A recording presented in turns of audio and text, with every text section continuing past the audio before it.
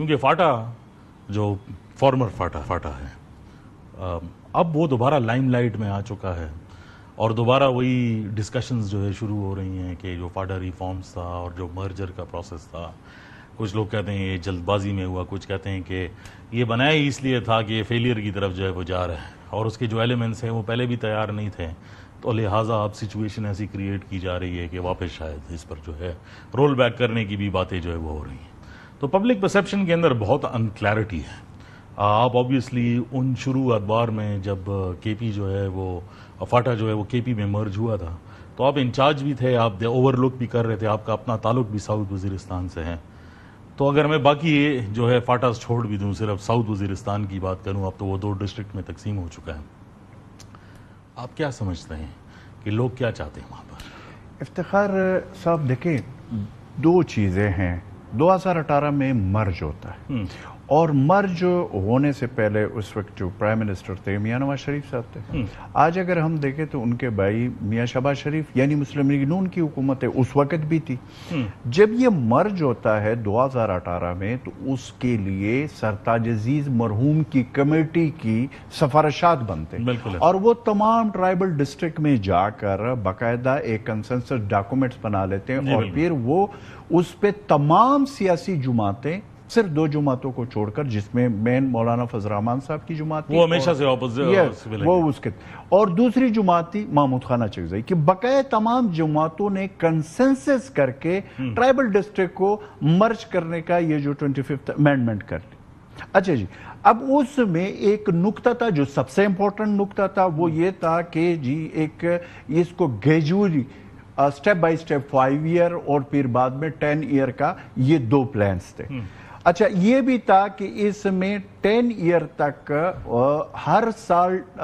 جو N F C کا divisible پول ہے اس میں سے 3% دیے جائیں گے۔ اس وقت 2018 کے حساب سے وہ تقریباً 110 ارب کے لگ بھگ بنتے تھے۔ اچھا اب 2018 میں مرج ہوتا ہے، اس کے بعد آج 2025 سے تو وہ جو ڈیویزبل کے این ایف سی کے 3% دینے تھے، جس میں 4 صوبے اور وفاق شامل تھے، 1 روپیہ نہیں دیا۔ ٹھیک ہے سر۔ دوسری بات جب ہم آتے ہیں اس حوالے سے کہ اس میں جب یہ مرج ہوا، جب ہم اس کے جب انچارج تھا میں وہاں کا، تو میں نے اس کے لیے جو میکنزم بنایا وہ یہ بنایا کہ ٹرائبل ڈسٹرکٹ یہ 1901 سے ایف سی آر نافذ تھا۔ اب ان کو یہ پتہ چلنا چاہیے کہ جی آپ وزیرستان سے لے کر باجوڑ تک دیکھیں، وہاں کے ہم نے دورے کرائے پرائم منسٹر کے بھی، اس وقت کے چیف منسٹر بھی، میں خود بھی، ہم وہاں پہ جاتے تھے، لوگوں سے ملتے تھے، جرگہ کرتے تھے، کلی کچہریاں کرتے تھے، انپٹ بھی لیتے تھے اور انپٹ دیتے بھی تھے۔ اچھا میں یہاں پر آپ کی بات تھوڑا کاٹنا چاہتا ہوں، کیونکہ آپ نے کہا کہ لوگ انپٹس دیتے تھے، آفیشلز بھی جاتے تھے۔ مجھے یاد پڑتا ہے کہ اس زمانے میں بھی یہ خدشہ تھا کہ جو لوکل بیوروکریسی ہے وہ نہیں چاہتی کہ فاٹا جو ہے وہ مرجر جو ہے وہ ہو جائیں، اور آپ کو یاد ہے جمرود کے اندر پروٹیسٹ جو ہے وہ شروع ہوئے، پھر ساؤتھ وزیرستان کے اندر پروٹیسٹ تھے، اس طرح پشاور تک جو ہے وہ لوگ آ گئے اور اس پر جو ہے وہ پروٹیسٹ کرنا جو ہے وہ انہوں نے شروع کر دیا کہ یہ سسٹم جو ہے یہ نامنظور ہے ہمیں۔ کیا ابھی بھی یہ جو ساری ناکامی کا جو بوجھ ہے، اوبیسلی اس میں تو بہت سارے پروسیسز جو ہے وہ انوالوڈ ہیں جو اس طریقے سے کام نہیں کر سکی جیسے آپ نے بتایا، لیکن بیوروکریسی کا رول اس میں تھوڑا عجیب جو ہے وہ نظر آتا ہے نہیں؟ افتخار صاحب جو آپ نے بات کی ہے، سب سے پہلا جو دھرنا ہوا تھا آفٹر مرج وہ خصدار اور لیویز کا ہوا تھا، جو جمرود کے مقام پہ ہوا تھا، جس کا آپ نے ذکر کیا۔ وہ سے خصدار لیویز 29,000 لوگ تھے، ان کا جو یہ پہلے یہاں پہ سیفران کے منسٹر کے انڈر میں کام کرتے تھے، جب مرج ہوا تو ان کی جو مستقبل تھا وہ ہوا میں، جو لائن ڈپارٹمنٹس بن گئے، یس،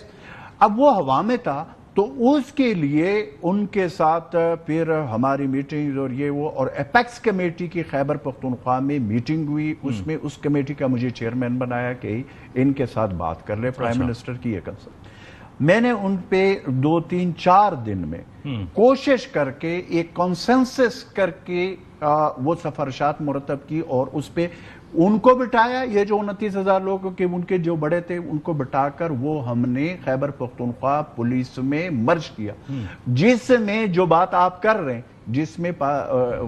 بیوروکریسی یہ نہیں چاہتی تھی۔ آپ کو پتہ ہے کہ ان کی کیا وجوہات تھی، اچھا جب وہ مرج کیا گیا تو اس وقت جو سفارشات تھے اس میں اس وقت میں نے جو پریس کانفرنس کیا وہ آن دا ریکارڈ میں نے کہا کہ یہ 29,000 تو اب ہم مرج کر رہے ہیں کہ تاکہ یہ لوگ بے روزگار نہ ہوں، ان لوگوں کی بھی قربانیاں ہیں، لیکن تقریباً 20,000 نئے لوگ فورس میں نیو بلڈ شامل کرنا ہوگا جن کا ڈومیسائل، شناختی کارڈ،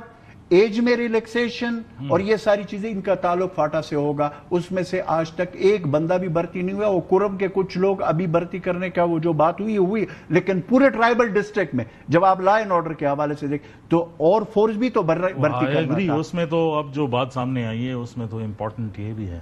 کہ صرف فاٹا کے لیے نہیں بلکہ جو خیبر پختونخوا کی سی ٹی ڈی بنی ہے تقریباً 2013-14 کے اندر، اس میں بھی ابھی تک جو ہے کوئی نئی بھرتی نہیں ہوئی، وہی امپلائیز جو ہے وہ ادھر آگے پیچھے ہو رہے ہیں۔ اب جا کر وہ پروسیس شروع ہے، لیکن ویری اسٹریٹ لوگ کیا چاہتے ہیں اس ٹائم پر، سینٹیمنٹ کیا ہے؟ آپ علاقے ہیں، you are son of the soil. دیکھیں میں آپ کو بتا دوں، آپ مجھے ایک بات بتا دیں کہ اتنے عرصے کے بعد 2014 میں نے کالم لکھا تھا، یہ مرچ سے بہت پہلے تھا، دی نیشن میں مجھے یاد ہے، اس میں نے لکھا تھا اور آج بھی موجود ہے کہ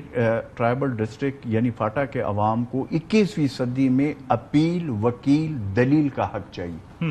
آج وہاں کے عوام کو اپیل، وکیل، دلیل کا حق تو مل چکا ہے۔ میں یہ مانتا ہوں کہ اس کو امپلیمنٹیشن کے وہاں کے جو مسائل ہے، جو لا اینڈ آرڈر کے صورتحال ہے، وہ ساری چیزیں وہاں کی یوتھ کو آپ لے لیں، وہاں کے لوگوں کو آپ لے لیں۔ آپ مجھے بتائیں خیبر پختونخوا اسمبلی میں آج آپ کے ریزرو کے ساتھ ملا کر ویسے تو 16 سیٹیں ہیں، آج آپ کی خیبر پختونخوا حکومت کے اسمبلی میں یعنی اسمبلی میں وہاں پہ آپ کی نمائندگی موجود ہے، پہلے یہ نہیں تھی۔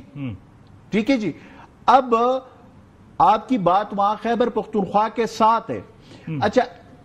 دیکھیں یہ ایک اور چیز جو بڑی یہ جو کہا جا رہا ہے کہ جی وہاں پہ لا اینڈ آرڈر کی سچویشن نو ڈاؤٹ، بٹ میں افتخار صاحب آپ تو اس چیز کو مکمل کور کرتے ہو، تو کیا اگر ہم اس مفروضے کو لے لیتے ہیں تو پھر مجھے آپ یہ بتا دیں کہ ڈی اے خان، ٹانک، لکی مروت، بنو، کرک، اب تو اورکزئی ڈویژن بھی، یہ جو کوہاٹ ڈویژن بھی، یہ سارے میں لا اینڈ آرڈر کا مسئلہ ہے، تو پھر اس کا کیا معنی ہے کہ پھر ان کو بھی وہ تو نہیں شامل ہوئے، وہ تو سیٹل ڈسٹرکٹ۔ تو لا اینڈ آرڈر کا اور وہاں پہ جو وعدے وعید کیے امپلیمنٹ کرنا، امپلیمنٹ نہ ہونے کی وجہ سے جو وجوہات آئے، میں نے آپ کو کہا کہ 7 سال سے تو وہ پیسے نہیں ملے جو کمٹمنٹ کی تھی۔ اچھا پھر آپ یہ دیکھیں کہ یہ 78 سال کی محرومیاں لوگوں کی پور کرنے، یہ 2 سال کا کام تو نہیں تھا۔ ایک آرگیومنٹ جو ہے وہ یہ بھی ہے کہ